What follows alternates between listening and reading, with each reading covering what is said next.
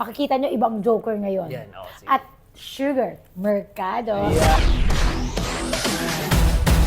Hello, Dance Universe! Ako si Joker. Sugar Mercado po.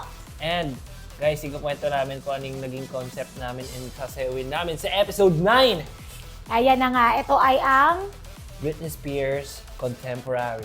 Oh, baby. Yes, at ang layo Ang hirap. Yung genre ay... Contemporary. Actually, si Coach nagsabi sa atin na hindi ko alam paano natin gagawin contemporary Actually, to. mismo coach na po yun Oo. Medyo na nag-isip-isip pa kasi Oo. kailangan iba Iba Oo.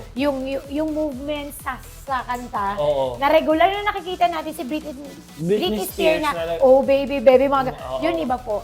Oh, Kailangan baby. ganun. Oo, linyahan. Kumbaga, Oh my gosh, another pagsubok na naman sa akin to. ang isa pa sa mahirap, actually yung concept, madaling maisip kasi yung concept namin, isa akong astronaut tapos siya yung alien. Papasok ako sa mundo nila.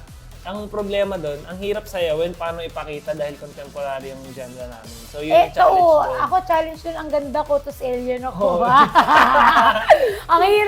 ang hirap ko i-change yung mood. Charot. Hindi, mahirap siya kasi yun, alien nga ako. Tapos contemporary na pak.